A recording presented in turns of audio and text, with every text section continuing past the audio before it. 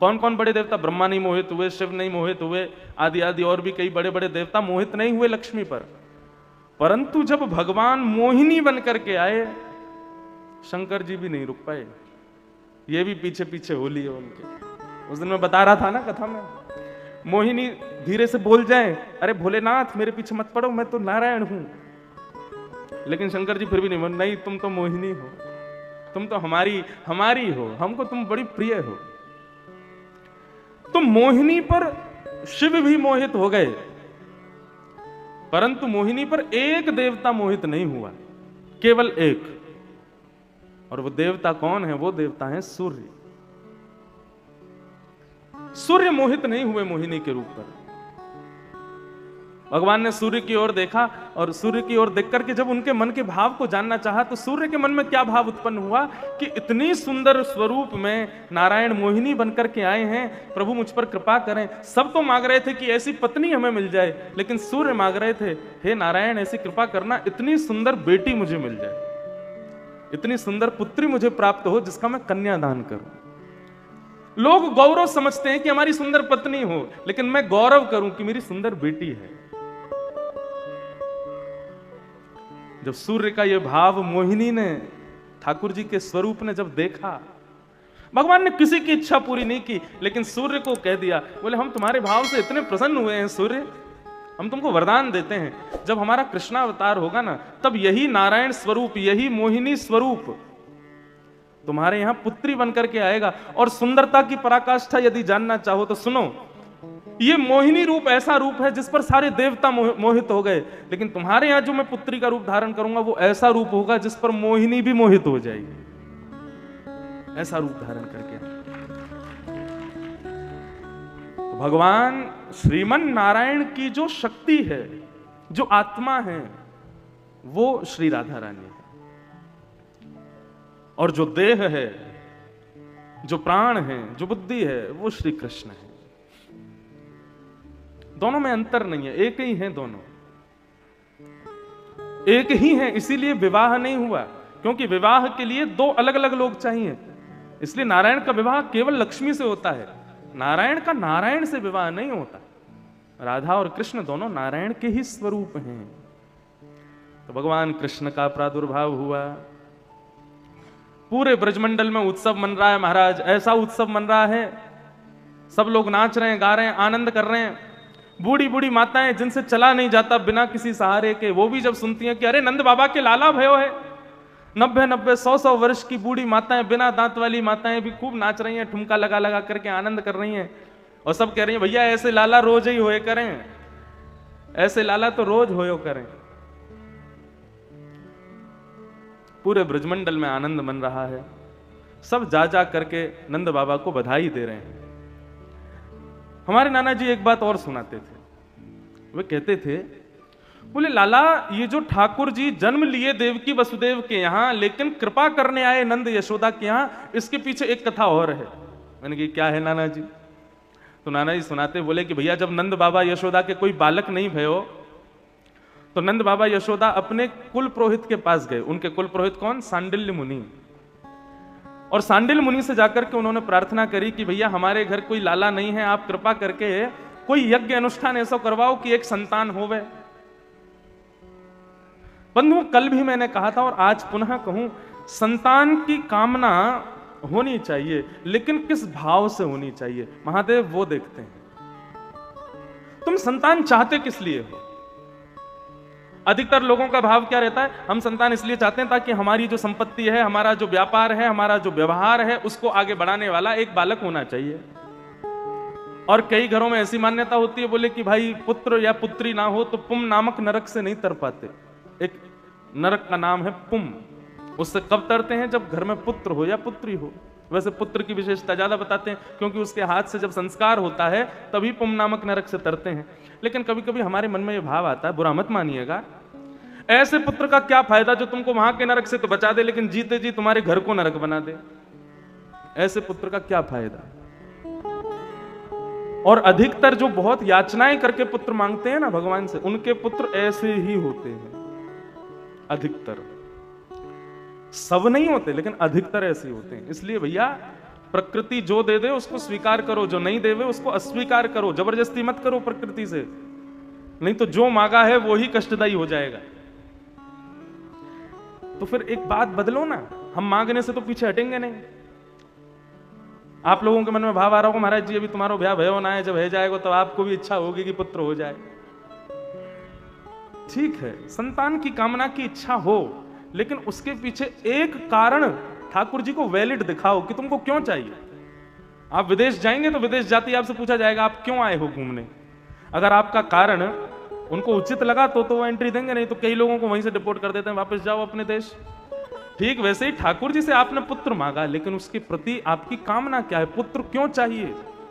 तो हमारा एक बात मान लीजिए, इसी भाव से पुत्र की कामना करना, तब देखना महादेव किसको भेजते हैं। और पुत्र की कामना का भाव होना चाहिए विष्णु आराधनार्थाय।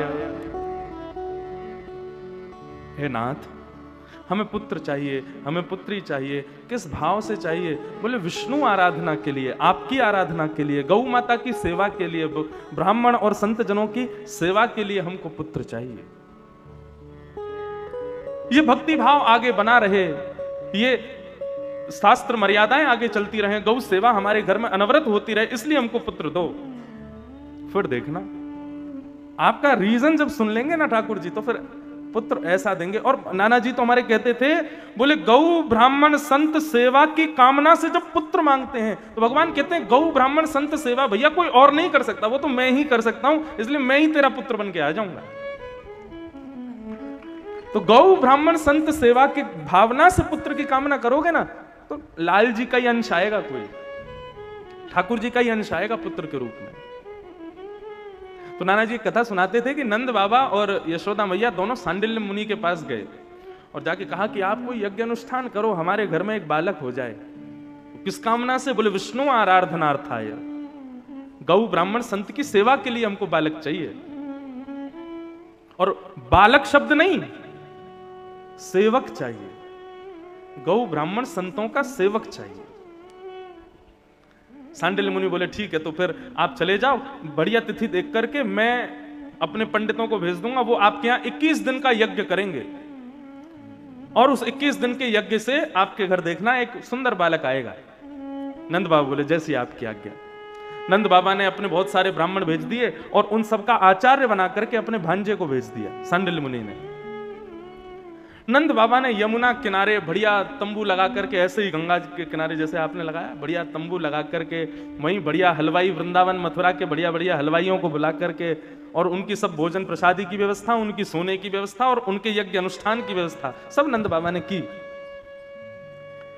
ब्राह्मण को केवल 3 चीज चाहिए, बहुत ध्यान से सुनिएगा। ब्राह्मण को केवल 3 चीज चाहिए। पहला, खूब बढ़िया स्वागत सम्मान। ब्राह्मण को दूसरी वस्तु क्या चाहिए, बढ़िया चकाचक भोजन, सुबह भी कराओ, दोपहर में भी कराओ, रात्रि में भी कराओ, यजमान भले ही व्रत में रहो लेकिन ब्राह्मण को खिलाओ। तो पहला सम्मान, सुख सम्मान, दूसरा बढ़िया भोजन और तीसरी बढ़िया दक्षिणा। ये 3 चीज चाहिए। अच्छा, ब्राह्मण का एक स्वभाव बताऊं आपको, आप किसी कर्मचारी को बुलाओगे किसी काम के लिए घर में, तो वो अपनी जितनी उसने मजदूरी की ना उतना लेके जाएगा आपसे। आपने यदि कम दे दिया तो वो कह देगा महाराज जी कम है, थोड़ा इसमें बढ़ा के दो। लेकिन ब्राह्मण से आप पूरे दिन अनुष्ठान करवाओ, पूरे दिन यज्ञ करवाओ, ये पूजा वो पूजा करवाओ, घर का गृह प्रवेश करवाओ, उनके घर भेज दो और लिफाफे में बंद करके जो दे दो, ब्राह्मण कभी कहेगा नहीं कि आपने कम दिया है, ले जाएगा। इसलिए यजमान को चाहिए अपनी तरफ से ही पहले से इतना दे कि ब्राह्मण हृदय से आशीष देवे। देखो दक्षिणा क्यों देनी चाहिए ब्राह्मण को। कई लोग महाराज हमारे पीछे हाथ धो के पड़े रहते हैं, कथावाचकों पे कोई काम नहीं है, धंधा बना लिया है कथा को, बैठे बैठे यहीं से व्यापार करते रहते हैं। हाँ करते हैं, हम व्यापार कर रहे हैं व्यासपीठ से, लेकिन कम से कम इस व्यापार से हजारों लाखों लोगों के जीवन तो बदल रहे हैं, उनके घर तो बदल रहे हैं, उनके मुख से हरिनाम तो बुलवा रहे हैं। क्यों लेते हैं दक्षिणा ब्राह्मण? आपके लिए, आपके ऊपर शनि की 7.5 चल रही है, यज्ञ कौन करेगा? ब्राह्मण। मंत्र कौन जपेगा? ब्राह्मण। एक आसन से बैठा कौन रहेगा? ब्राह्मण। धोती कौन पहनेगा? ब्राह्मण। सुबह सुबह भोर में जल्दी उठ करके कौन आएगा? ब्राह्मण। सारी मेहनत करे ब्राह्मण और शनि चला जाए आपकी राशि से। शनि कब जाएगा? जब ब्राह्मण को उसकी मेहनत का आप दक्षिणा दे दोगे तब शनि जाएगा। सारी मेहनत सारा परिश्रम करे ब्राह्मण तो तुम सुखी कैसे हो जाओगे?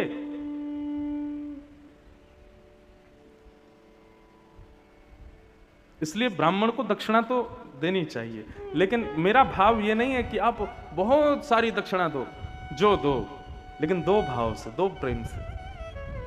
हमारी अनेकों कथाएं होती हैं, लेकिन कई जगह तो हम कथा करते हैं क्योंकि कथा कराने वाले का भाव कथा करवाता है, और कई जगह लगता है कि अब बस 7 दिन है चले यहां से, क्यों? उसका भाव ही नहीं है।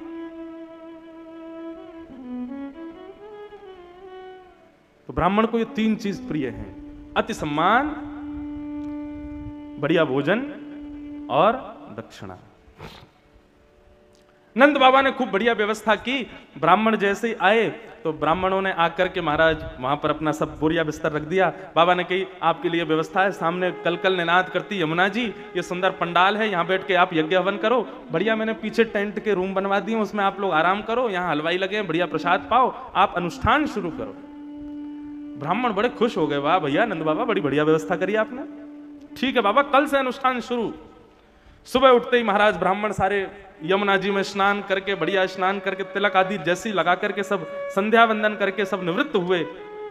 रसोई घर जो बनी थी उसमें से हलवाई ने आवाज लगाई, बोले सभी ब्राह्मण देवताओं आ जाओ, नाश्ता तैयार है, सबका बाल भोग तैयार है। ब्राह्मण देवता बोले हाँ भाई बाल भोग कर लो, बाल भोग करने के बाद फिर अनुष्ठान शुरू करेंगे। अब बाल भोग, जलेबी, कचौड़ी, बेड़ई, आलू की सब्जी, छाछ, मठा, और ये ले महाराज, वो तो पूरा भोजन था, बाल भोग तो था नहीं। नाना जी सुनाते थे हमारे बड़े प्रेम से, बोले सारे ब्राह्मण देवता कचौड़ी खा रहे हैं, बेड़ई खा रहे हैं। हमारे मथुरा वृंदावन की बेड़ई और आलू की सब्जी बड़ी प्रसिद्ध है। आलू की सब्जी, उसमें काली मिर्च कान में से धुआं निकाल देती है, लेकिन फिर भी गर्मा गर्म, लोग आंख से आंसू निकल रहा है, पसीने में नहा रहे हैं, फिर भी खाए जाते हैं। कई लोग आते हैं दिल्ली के, वो आके कहेंगे दुकानदार से भैया हम हार्ट के पेशेंट हैं, मिर्ची कम देना। बोले अरे महाराज यार दवा के पी ले हो, तुम्हारे सबरे पुर्जे खुल जाएंगे, जितने ब्लॉकेज हैं नसन में सबन में तो रक्त बहने लगेगा, पी जाओ यार। तो ब्रजवासी हमारे ऐसे आनंद करते हैं। तो ब्राह्मणों ने सबने बढ़िया नाश्ता किया। अब इतना नाश्ता कर लिया, इतना नाश्ता कर लिया कि गले तक भर गया। शास्त्र आज्ञा करते हैं कि अन्न में मद होता है, बहुत अन्न सेवन कर लोगे ना तो आलस्य आ जाएगा, नशा हो जाएगा आपको। धन में नशा होता है, अन्न में नशा होता है, स्वर्ण में नशा होता है, माताओं में नशा होता है। उनको देख करके भी भाव प्रकट हो जाते हैं कई लोगों के, धन को देख के भी हो जाते हैं, भोजन को देख करके भी हो जाते हैं। और श्री वृंदावन बिहारी लाल में भी मद है, उनको कोई देख ले तो वो भी फिर आनंदित हो जाता है। तो अन्न में मद होता है, अन्न का अति सेवन करने से नशा होने लगता है। तो सारे ब्राह्मणों ने जैसे ही अन्न पाया, पाने के बाद में, नाश्ता करने के बाद में एक दूसरे से बोले भैया हमने बहुत नाश्ता कर लिया है, अब तो जो है अनुष्ठान तो अभी कर नहीं पाएंगे, उबासी आ रही है, नींद आ रही है। सारे ब्राह्मण बोले तो फिर क्या करें? बोले एक काम करो, 2-2 घंटा सब आराम कर लो और फिर उसके बाद में फिर उठेंगे हाथ मुंह धो करके और फिर से जो है अनुष्ठान में बैठ जाएंगे। नाश्ता करके सारे ब्राह्मण सो गए और सारे ब्राह्मण बार बार यही करें, अरे विधाता नंद बाबा पर बड़ी कृपा करियो, इतना बढ़िया व्यवस्था कर रखी है, या बढ़िया भोजन पानी को इतना बढ़िया सब आनंद कर रखो है, नंद बाबा की मनवांछित इच्छा पूरी कर दियो नाथ। दोपहर में उठे, सब ब्राह्मण उठे, अरे भैया चलो अनुष्ठान शुरू करना है। गए यमुना जी में जाके मुख धो के जैसे तिलक आदि लगायो, इतने में रसोई घर से फिर आवाज आ गई, बोले राजभोग तैयार है, सब आ जाओ। सारे ब्राह्मण बोले भैया अभी अभी तो बाल भोग पचो है, अब राजभोग बन गए हो, कहा करें, अन्न को अनादर होगो, बेचारे हलवाई इतनी मेहनत कर रहे हैं, थोड़ा तो पामे। ब्राह्मण बोले एक काम करो, 2-2 रोटी खा लो और फिर यज्ञ में बैठ जाओ। जैसे ही गए राजभोग पाने तो ये बड़े बड़े थाल, उनमें छोटी छोटी कटोरियां, और ब्राह्मण बोले थोड़ा थोड़ा दियो। वो थोड़ा थोड़ा ही इतना 56 भोग बनाए कि सबको पाते पाते पाते पाते ब्राह्मणों को फिर से मद हो गया। ब्राह्मण फिर से आलस्य में आ गए। ब्राह्मण बोले भैया फिर से नींद आ रही है, इतनों खा के अनुष्ठान तो होगो ना, इतनी देर बैठो जावेगो ना, एक काम करें, रात अपनी है, अभी फिर से आराम कर ले रहे हैं, शाम को बढ़िया हाथ मुंह धो के रात भर अनुष्ठान करेंगे, दिन भर खाएंगे, रात भर अनुष्ठान करेंगे। हाँ ये बढ़िया है। और सब ब्राह्मण विधाता से कहे, हे विधाता नंद बाबा पे बड़ी कृपा करियो, इतनी बढ़िया व्यवस्था करी है। और कहते कहते सारे ब्राह्मण दोपहर में फिर सो गए। शाम को उठ करके हाथ मुंह धोकर के जैसे सब अनुष्ठान करने बैठे तो फिर से आ गई आवाज, बोले कि रात का भोजन तैयार है, सभा के पा लीजिए। रात्रि में रबड़ी मलाई महाराज दूध पी पी करके सारे ब्राह्मणों को फिर मद हो गया। ब्राह्मण बोले एक काम करें। बोले क्या? 21 दिन तक सवेरे नाश्ता, दोपहर में भोजन, रात्रि का भोजन, इसी को अनुष्ठान का रूप दे देते हैं।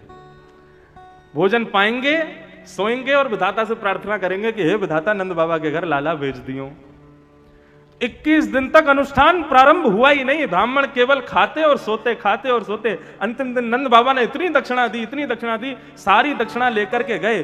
जैसे ही यशोदा मैया ने आकर के प्रणाम करी है, सब ब्राह्मणों ने एक स्वर से कहा है, मैया पुत्रो भव, तुम्हारे घर एक सुंदर पुत्र जन्म लेवे, ऐसा हमारा आशीर्वाद। हमारे पूज्य नाना जी कहते ब्राह्मणों ने कुछ नहीं किया, कोई अनुष्ठान नहीं किया, कोई मंत्र जप नहीं किया, केवल और केवल नंद बाबा के द्वारा की गई व्यवस्था में आनंद प्राप्त करके, प्रसाद प्राप्त करके, खूब आनंद से शयन करके, अपनी थकान दूर करके विधाता से केवल प्रार्थना करी है। लेकिन उन ब्राह्मणों की केवल इतनी प्रार्थना मात्र को स्वीकार करके, भगवान जन्मे हैं देवकी वसुदेव के यहाँ, लेकिन ब्राह्मणों की बात की पूर्णता के लिए 11 वर्ष 56 दिन के लिए नंद बाबा यशोदा के यहाँ पुत्र बन करके आए, केवल उन ब्राह्मणों की वाणी पूरी करने के लिए।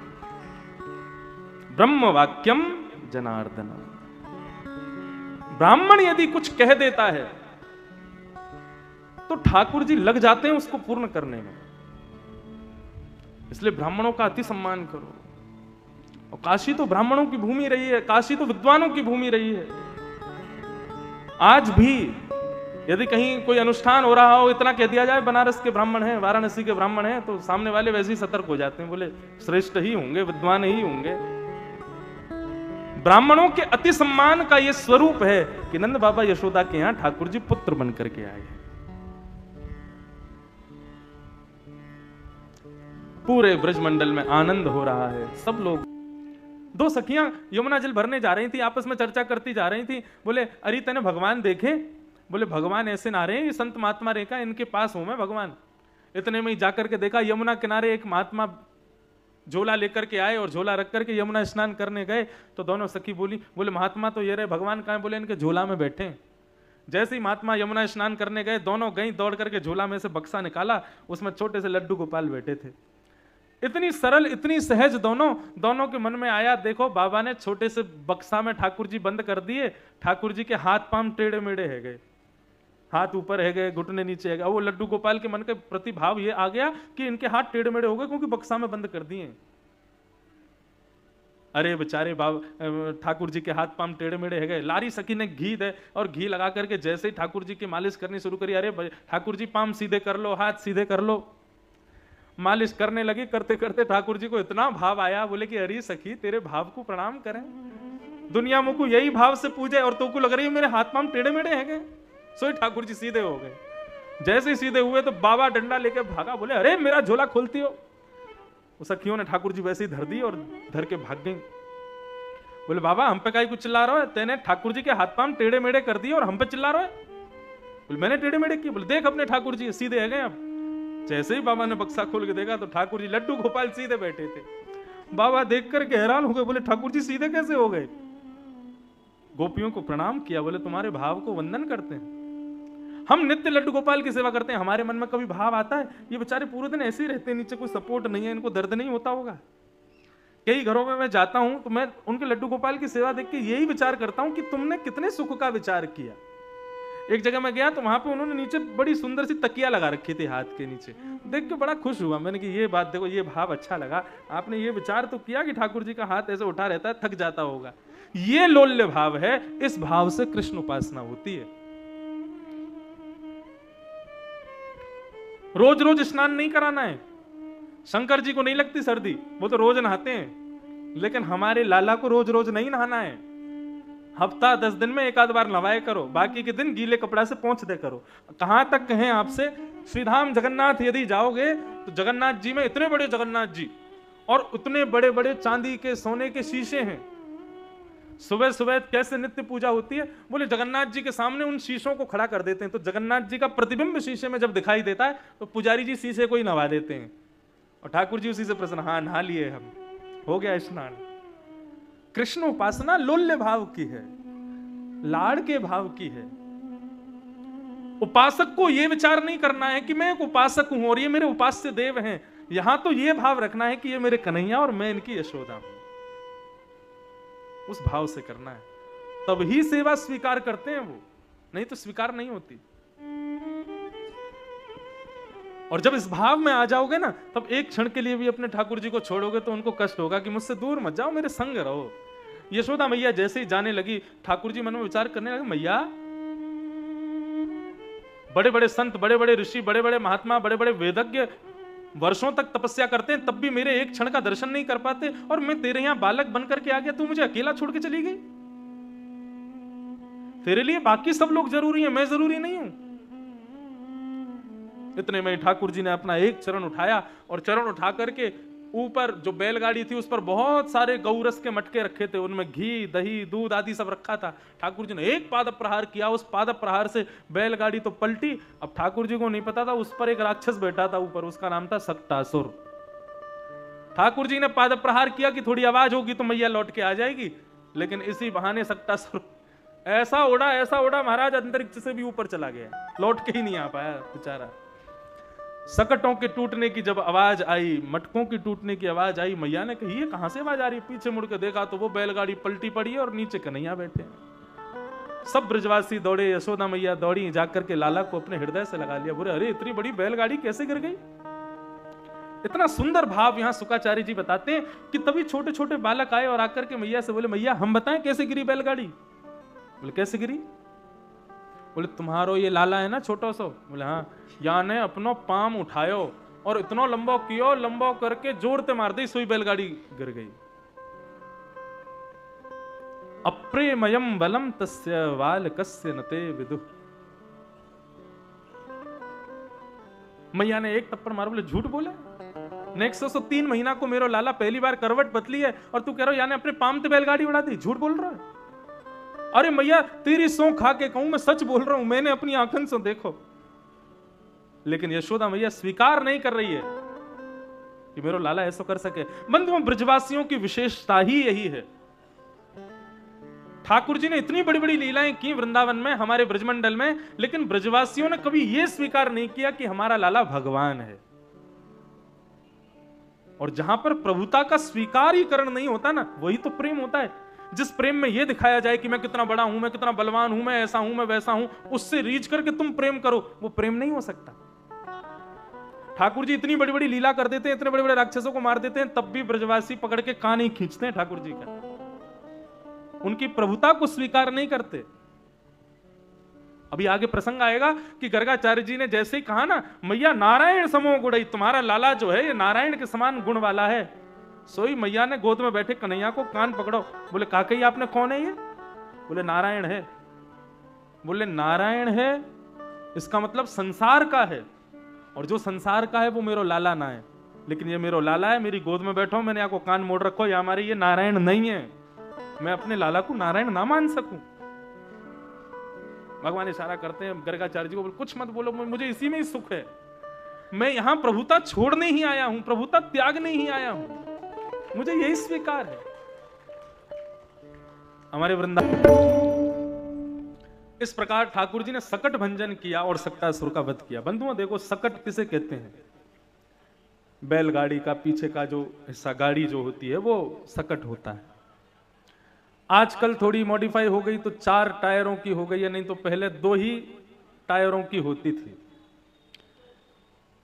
सकट जो है ना, इस सकट भंजन लीला को भी समझिए, ये किस भाव से है।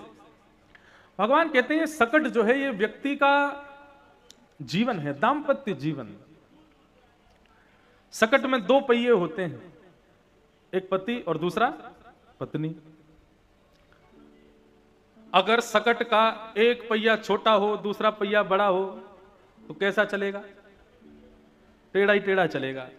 ऊपर बैठने वाला जो है वो एक समय आने पर गिर भी सकता है। इसका मतलब क्या है? बोले दाम्पत्य जीवन का जो सकट होता है उसमें दोनों पति पत्नी जो है वो समान भाव से रहें, एक दूसरे को ज्यादा नीचा ऊंचा ना दिखाया करें, सम रहें। नहीं तो क्या होगा, उनके दाम्पत्य जीवन में जन्म लेने वाले, उनके दाम्पत्य जीवन रूपी सकट पर बैठे हुए जो बालक हैं छोटे छोटे उनके, या उनके माता पिता आदि हैं, उनको गिरने का भय हो सकता है, उनका परिवार ऊपर से गिर सकता है। इसलिए दोनों समान रहें। लेकिन एक बात, सकट चलता कब है? जब सकट के आगे बैल को बांध दिया जाता है। और बैल किसे कहते हैं? हमारे धर्म में बैल का स्वरूप है, धर्म को ही बैल कहा जाता है, वृषभ कहा जाता है। भगवान शिव का जो वाहन बैल है, वो बैल हमको दिखाई देता है, वास्तव में क्या है? भगवान धर्म को वाहन बना करके चलते हैं। वृषभ ही धर्म है। धर्म के 4 चरण होते हैं। कौन कौन से? सत्य, दान, दया और पवित्रता। ये धर्म के 4 चरण हैं। तो धर्म रूपी वृषभ जब हमारे सकट के आगे आएगा, तभी हमारा सकट जो है, हमारा जो बैलगाड़ी है, वो ढंग से चल पाएगी।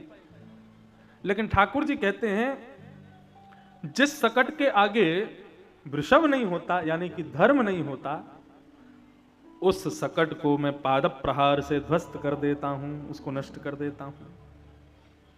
इसलिए धर्म युक्त होकर के सकट यानी कि परिवार को, 2 पहिए 2 चक्के यानी कि पति पत्नी को, धर्म को आगे जोड़ करके उसके सहारे से चलना चाहिए। तभी वो सकट अपने गंतव्य तक सही सलामत पहुंच पाता है। पूरा भाव समझे कि नहीं? पहला भाव तो भगवान ने यह समझाया कि दोनों समान रहो। दूसरा भाव भगवान ने यह समझाया कि अपने जीवन रूपी जो ये आपका बैलगाड़ी है, इसके आगे धर्म को विराजमान करो। धर्म जो कहे, धर्म की 4 ही चीजें करनी है। सत्य बोलो, दान करो, दया करो, और चौथा पवित्र रहो। ये 4 काम करने वाला धर्मावली माना जाता है। दोनों पति पत्नी इन 4 कामों को करके यदि चलते हैं तो उनका सकट चलता है। और जिनके आगे धर्म नहीं होता, भगवान कैसे उसको पाद प्रहार से मैं तोड़ देता हूं। ये सकट भंजन लीला का मूल भाव है। मैया गोद में लेकर के ठाकुर जी को गई, घबरा गई, बोले इतनी बड़ी बैलगाड़ी गिर गई। अब सब फिर से ठाकुर जी को गौशाला लेके गए, फिर से झाड़ा आदि लगाया, फिर से ठाकुर जी स्वस्थ हो गए। अब ठाकुर जी थोड़े से और बड़े हुए तो एक दिन मैया की गोद में बैठ करके दुग्ध पान कर रहे थे। तो दूध पीते पीते तभी वहां पर तृणावर्त आ गया। और तृणावर्त के आते ही भंवर के रूप में, बवंडर के रूप में आया था। तृणावर्त के आते ही भगवान मन में समझ गए कि बोले तृणावर्त आया है, हमको उड़ाने के लिए आया है, और यदि यशोदा मैया की गोद में बैठे रहेंगे तो हम तो उड़ेंगे, संग में मैया को भी लेके उड़ेगा। और यदि मैया के सहित हमको उड़ा के ले गया तो फिर हम तृणावर्त को मार नहीं पाएंगे। मैया के सामने कैसे अपना विकराल रूप धारण करेंगे? ठाकुर जी बोले कुछ तो करना पड़ेगा कि मैया थोड़ी दूर जावे, तभी हम सकट के संग जाएंगे। तो ठाकुर जी ने दूध पीते पीते अपना वजन इतना भारी कर लिया कि मैया को लगने लगा कि लाला ने ज्यादा दूध पी लियो है, और दूध पीने के कारण बहुत भारी है गयो है। तो मैया ने ठाकुर जी को खुद से दूर करके पालने में सुला दिया, और मैया स्वयं रसोई घर में चली गई। भगवान बोले हाँ अब आ जा। इतने में ही ऊपर से आकाश से उड़ता हुआ सकट आया। आंगन में पल्ले में भगवान सोए थे। भगवान को जैसे ही उड़ा करके ऊपर लेकर के गया, ऊपर जाते ठाकुर जी ने अपना बालपन छोड़ा और सकट का गला पकड़ा, और पकड़ करके आकाश से ही नीचे जमीन पर पटक दिया, और सक्तासुर का वध हो गया। ठाकुर जी की रक्षा हो गई। सारे ब्रजवासी दौड़े दौड़े गए। इतनी धूल आई, ठाकुर जी को उड़ा के ले गई। सब दौड़ करके गए तो क्या देखा, एक छोटे से चबूतरे पर ठाकुर जी किलकिल करके हंस रहे हैं, बैठे हैं, आनंद से पड़े हुए हैं, कोई कष्ट नहीं। सक्तासुर का वध किया। अब ठाकुर जी की आयु हो गई 1 साल की। अब धीरे धीरे चलने लगे हैं, और जैसे जैसे चलने लगे हैं तो मैया लाला को हाथ पकड़ करके उठाती है, और जैसे ठाकुर जी खड़े होते हैं, मैया थोड़ी देर में हाथ छोड़ देती है, दूर जाती है, और दूर जाकर के लाला को बुलाती है। तो ठाकुर जी संभल करके अपने आप को चला करके आगे की ओर बढ़ते हैं, और जैसी मैया की ओर जाते हैं थोड़ी दूर जाकर के तभी धम्म से गिर जाते हैं। ये लीला 33 कोटि देवता आकाश से देख रहे थे, और देख करके कह रहे हैं, बोले बताओ, पूरे विश्व को चलाने वाला स्वयं चलना सीख रहा है। इस दृश्य को देखते ही कैलाश पर बैठे भोलेनाथ स्वयं को रोक नहीं पाए। मन में विचार करने लगे, बोले कि इतने सुंदर श्याम सुंदर प्रकट हुए हैं, मैं दर्शन करवे जाऊंगा। अपने पूर्ण रूप में गले में सर्प पहने हैं, कानों में बिच्छू लटकाए हैं, बागंबर लपेटी है, हाथ में त्रिशूल डमरू आदि लेकर के त्रिपुंड लगाए नंदी पर बैठ करके सीधे महादेव पहुंचे हैं श्रीधाम वृंदावन की ओर। जगह जगह पूछते हुए जा रहे हैं कि भैया नंद भवन कहां है, यशोदा मैया का भवन कहां है। महादेव का रूप देख करके कोई तो घबरा जाए, कोई कहे भैया कोई बहुत बड़ा योगी तपी आया है, कोई बहुत बड़ा जोगी आया है। हमारे ब्रज में उसी भाव को बड़े भाव से गाया गया है। हो मैया तोरे द्वारे, हो मैया तोरे द्वारे, यशोदा तोरे द्वारे, बाला जोगिया बाला जोगिया। हो मैया तोरे द्वारे, यशोदा तोरे द्वारे, बाला जोगिया बाला जोगिया। हो मैया तोरे द्वारे, यशोदा तोरे द्वारे, बाला जोगिया बाला जोगिया। हो मैया तोरे द्वारे, यशोदा तोरे द्वारे, बाला जोगिया बाला जोगिया। हो मैया तोरे द्वारे, यशोदा तेरे द्वारे, बाला जोगिया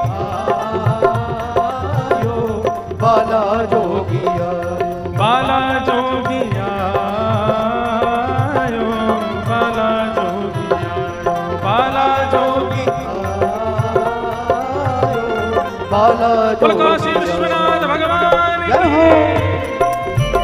विश्वनाथ दर्शन करने जा रहे हैं हमारे लाला को।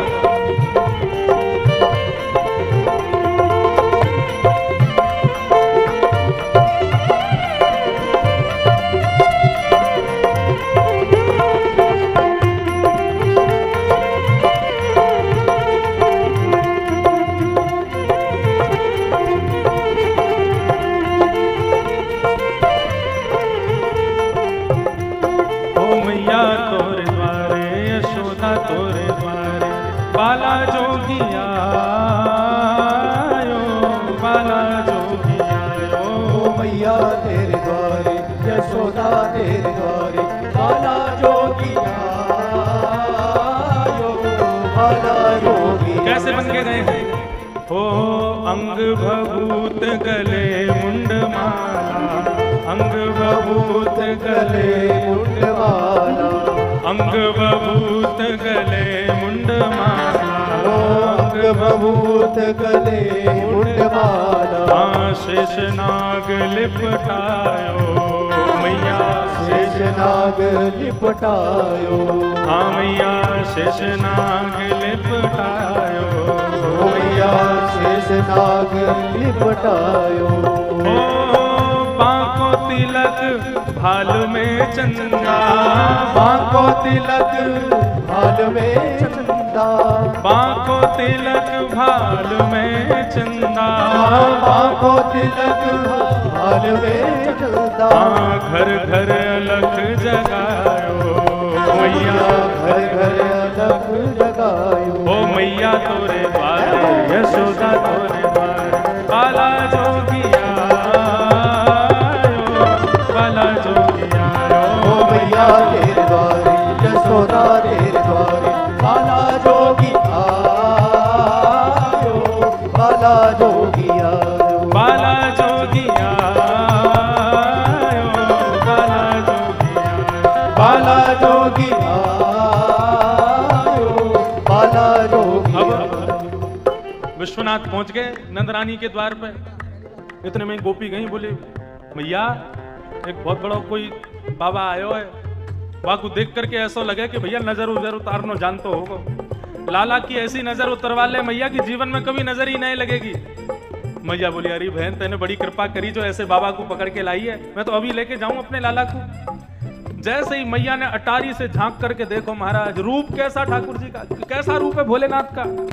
अंग बभूत गले मुंडमाला, शेष नाग लिपटायो, बांको तिलक भाल दे चंदा घर घर अलग अलग निरंजन। भोलेनाथ घर घर के आगे जाते हैं और ऐसे ही कह रहे हैं। मैया बोली तू बावड़ी है गई है, या के आगे अपने लाला को लेके जाऊंगी मैं? देख रही है कितने बड़े बड़े सांप गले में पहने, बिच्छू कानन में लटके हैं, एक सांप से बागंबर अपनी लपेटी भैया। अरे लाला डर जाएगा, या के सामने ना लेके जाऊंगी। बोले मैया द्वार पे कोई भिक्षुक आयो है, द्वार पे कोई महात्मा आयो, ऐसे खाली हाथ नहीं जाना चाहिए। मैया बोली मुंह पे दूसरा उपाय है। लाला सुला दिए पलना में और एक बढ़िया सुंदर थाली में खूब सारी सामग्री लेकर के, भिक्षा लेकर के मैया देने के लिए जा रही हैं भोले बाबा को। ले भिक्षा चली नंद रानी, ले भिक्षा चली नंद रानी, ओ कंचन थाल सजायो मैया, कंचन थाल सजायो, ओ मैया कंचन थाल सजायो, ओ मैया कंचन थाल सजायो। अब भिक्षा लेकर के यशोदा मैया द्वार पे आ गई, लेकिन भोलेनाथ उनको नहीं देख रहे। भोलेनाथ तो नजर उठा उठा करके पीछे देख रहे हैं, मेरे लाला कहाँ है, मेरे कन्हैया कहाँ है, मेरे श्याम सुंदर कहाँ है। मैया बोली बाबा कहाँ देख रहे हो?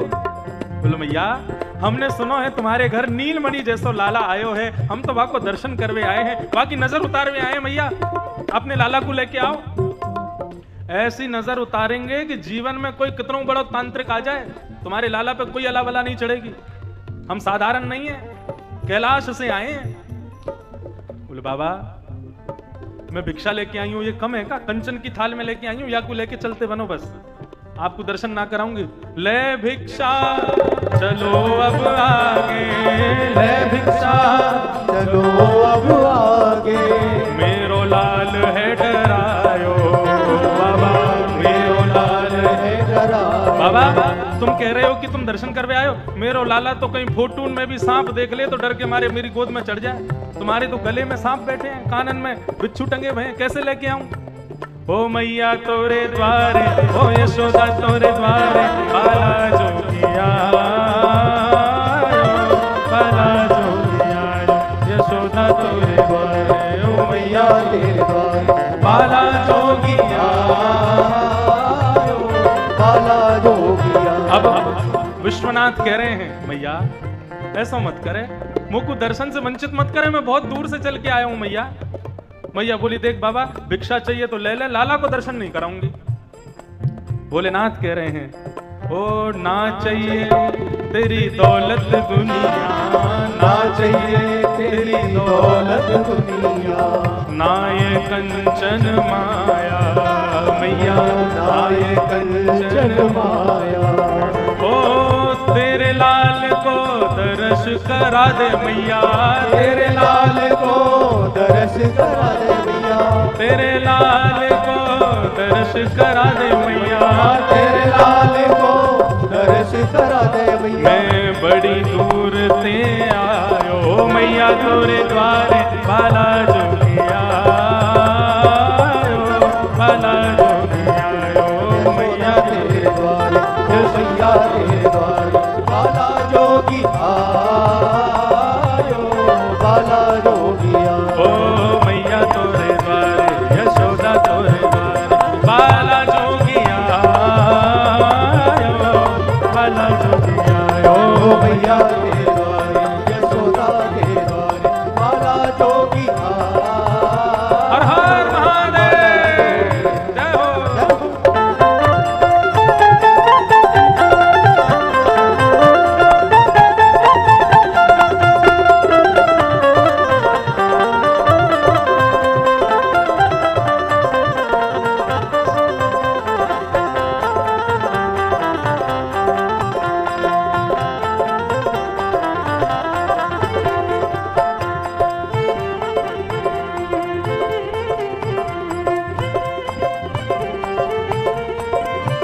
बोल विश्वनाथ बाबा की जय हो।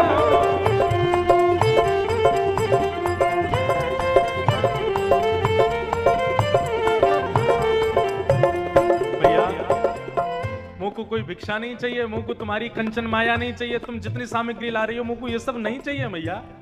बस अपने लाला को दर्शन करा दे, मैं वही के काजे आया हूं, और कछु ना चाहिए मुझको। मैया बोली बाबा तुम बाल योगी हो, तुम हट योगी हो, लेकिन हम त्रिया हटी हैं, हमारे आगे ना चलेगी तुम्हारी। मैं भी आज देखूं तुम कैसे देख के जाओ मेरे लाला को। बहुत देर मिन्नत करते रहे, लेकिन जब विश्वनाथ को दर्शन नहीं कराए मैया ने, तो फिर बाबा बोले मैया तेरो दोष लाए, जो पलना में बैठो ना भीतर, वही की इच्छा ना है मुझसे मिलवे की। ठीक है मैया, अब आनंद करो, लाला को मेरो यहीं से आशीर्वाद है, मैं जा रहा हूँ। हाँ बाबा जाओ, भिक्षा ले जाओ। बोले ना मैया भिक्षा रख, कोई और को दीजो, मैं तो जा रहा हूँ। भिक्षा चाहिए तो केवल तेरे लाला के दर्शन की चाहिए और कछु ना चाहिए। भोलेनाथ चले गए और जाकर के एक वृक्ष के नीचे बैठ गए, ध्यान लगा करके, और भोलेनाथ रुदन करने लगे। इतने में ही श्याम सुंदर बोले बाबा रो क्यों रहे हो? बोले बात मत करो हमसे, बन के बिल्कुल जो है शहंशाह, बिल्कुल नंद बाबा के घर में जन्मे हो, खूब बड़े राजा हैं, तो राजा बन के भीतर बैठे हो, हम यहाँ जोगी के भेष में आए, इतनी दूर से चल के आए, यो नहीं 2 मिनट बाहर आके हमसे मिल लो। देख लिए हमने आपकी, देख ली कितनी बड़ी आपकी शाहनशाही है, चले जाएंगे थोड़ी देर में, मत दो अपना दर्शन। बाबा अब मैया के आगे मैं अपनी कैसे चलाऊं? बोले मैं योग हटी हूं, मैया त्रिया हटी है, तुम बाल हट करो। बाल हट की बात सुनते ही महाराज पलना में लेटे लेटे ठाकुर जी ने रोना शुरू किया। गोपी दौड़ी दौड़ी गई, बोले भैया मैया बहुत जोर से रो रहा हो, लाला लाल पड़ गए, आंखन से आंसू गिर रहे हैं, बहुत जोर से रो रहा है, जल्दी चलो। मैया गई, जाके लाला को कभी लोरी सुनावे, कभी हृदय से लगावे, खूब पुचकारे, कभी दूध पिवावे, कभी मागन मिश्री खवावे, कभी कछू दे, कभी तोता दिखावे, कभी कोई दिखावे, लेकिन ठाकुर जी को रोनो बंद नहीं हो गए। 1 घंटे 2 घंटे 3 घंटे हो गए, शाम होने लगी, लेकिन लाल जी का रोना बंद नहीं। पूरा ब्रजमंडल इकट्ठा हो गया वहीं पे। बोले मैया कहाँ भयो? बोले सुबह ते रो रहो, शांति ना है रो। एक बूढ़ी बड़ी आई, आकर के बोली मैया सुबह से कोई आयो का घर पे? बोले ना सुबह से कोई ना आयो। अरे एक हटीलो, एक महात्मा आयो, ऐसे मोटे मोटे सरपन की माला, गले में कानन में बिच्छू लटका रखे, बागंबर लपेटे भये, भस्म लगा रखी, बड़ा विचित्र सा स्वरूप, वो आयो, बड़ी जिद कर रहा हूं अपने लाला से मिलवा दो, लाला दिखा दो। मैंने तो डर के मारे लाला ना दिखायो। मैया बोली बस वही है बात, या की रोवे की चाबी वही के हाथ में है, जब तक वो बाबा नहीं आवेगो तब तक तेरो लाला शांत नहीं होगो, बुला के ला। एक गोपी से गई, तू जा जाके बाबा को बुला के ला, ज्यादा दूर ना गए होगो। गोपी दौड़ी दौड़ी गई, तभी देखे वृक्ष के नीचे विश्वनाथ बैठे हैं, त्रिशूल लगा करके, भस्म रमा करके, बिल्कुल आनंद से बैठे। गोपी गई, बाबा प्रणाम। आयुष्मान भव। क्या बात है? बोले बाबा ने चलोगे हमारे संग? वो नंदरानी यशोदा के लाला को नजर लग गई है, गुजर लग गई है, रो रहो सुबह से, आपने चल करके, आपकी तो दर्शन की इच्छा ही ना, चलो, बाकी नजर भी उतार दी, दर्शन भी कर लियो। भोलेनाथ बोले मेरे पास समय नहीं है। अब यशोदा मैया से कह दो किसी और से नजर उतरवा लें उसकी। सुबह तो बड़ा डर रहा था बालक मेरे गले के सर्प से और कानों के बिच्छू से, अब कह रही है कि आप आकर के नजर उतारो। मैं नहीं आऊंगा, मेरे पास समय नहीं, मैं जा रहा हूं वापस। चरणन में गिर गई। बोले बाबा आप चलो, जो मांगोगे सो देंगे। बोले जो मांगूंगा सो मिलेगा? बोले हाँ। दर्शन मिलेगा लाला को? बोले हाँ दर्शन मिलेगा। छूबे को मिलेगा लाला? बोले बिल्कुल मिलेगा। अच्छा गोदी में मिल जाएगा मुझको? बोले दे देंगे आपको। बोले तो फिर हम चलेंगे महाराज। ओहो, इतने में तो तांडव नृत्य करते हुए भोलेनाथ पहुंचे हैं यशोदा मैया के द्वारे, और श्री सूरदास जी महाराज वर्णन कर रहे हैं। कहा ओ पंचवेर परिक्रमा करके, पंचवेर परिक्रमा करके, पंचवेर परिक्रमा करके, पंचवेर परिक्रमा करके, ओ श्रृंगीनाद बजायो मैया, श्रृंगीनाद बजायो, हाँ मैया श्रृंगीनाद बजायो, मैया श्रृंगीनाद बजायो। लाला पल्ला में सो रहे हैं, भोलेनाथ गए, जाती जय हो अलग निरंजन जाकर के जैसे प्रणाम किया, भोले बाबा के रूप को देख करके आंखों में मोटे मोटे आंसू, और लाला चुपचाप बैठ करके देख रहे हैं, और ऊपर से भोलेनाथ उनका दर्शन कर रहे हैं। 5 बार परिक्रमा करके जैसे ही श्रृंगी बजाई है, किल किल करके ठाकुर जी हंसने लगे, 2 दतुइयां दिखने लगी, पूरा ब्रजमंडल नृत्य करने लगा। ऐसा सुंदर भाव सूरदास जी वर्णन कर रहे हैं। सूरदास बलिहारिया पे, सूरदास बलिहारिया पे, सूरदास बलिहारिया पे, सूरदास बलिहारिया पे, ओ अपनो भाग जगायो, बोले अपनो भाग जगायो, हाँ अपनो भाग जगायो, ओ मैया अपनो भाग जगायो, ओ मैया तोरे द्वारे बाला जोगिया, बाला जो बाला जोगिया बाला जोगिया ओ मैया तोरे द्वारे यशोदा तोरे द्वारे बाला जोगिया बाला जोगिया ओ मैया तेरे द्वारे यशोदा तेरे द्वारे बाला जोगिया बाला जोगिया हाँ बाला जोगिया बाला जोगिया बाला जोगिया ओ बाला जोगिया बाला जोगिया नमः पार्वती पतये हर हर महादेव।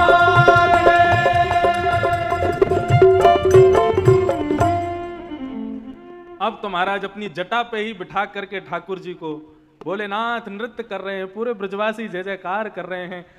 सुबह से शाम है गई, अब तो ब्रजवासी ने पकड़ लिए भोलेनाथ। बोले बाबा अब तुम कहीं नहीं जाओगे, अब तो तुम यहीं रहो। बोले मैया क्यों, यहाँ क्यों रहे? बोले जब जब मेरे लाला को नजर लगेगी तब तक आपको पकड़ के लिया करूंगी, सोई मेरे लाला की नजर उतर जाएगी। और अब तो महाराज ऐसा आनंद आयो, भोले बाबा के सरपंच से ही लाला खेल रहे हैं, भोले बाबा के बिच्छूनते ही लाला खेल रहे हैं। इतना आनंद प्रकट भयो। मैया की या बात को स्वीकार कियो ठाकुर जी श्री भोलेनाथ ने, विश्वनाथ ने। और ब्रजमंडल में जहां जहां ठाकुर जी के स्थान है, जहां जहां ठाकुर जी ने लीलाएं की, वहां वहां भोलेनाथ ने अपना स्वरूप विद्यमान किया। दो भाव से, पहली बात लाल जी लीला कर रहे हैं उस समय रक्षा के भाव से, दर्शन के भाव से। और दूसरी बात, मैया ने तो वचन लिया था कि लाला को जब भी नजर लगे तो मेरे लाला की नजर उतार दे करियो। तो इन भावों से भोलेनाथ आज भी ब्रजमंडल में इतने मंदिर हैं शिव के, जहां जहां ठाकुर जी ने लीला की सब जगह हैं। आशेश्वर, भूतेश्वर, गोपेश्वर, ऐसे सुंदर सुंदर मंदिर हमारे ब्रजमंडल में विद्यमान हैं। तो भोलेनाथ दर्शन करने आए और दर्शन करके लाला को सुख प्रदान किया। भगवान 1 वर्ष के हो गए,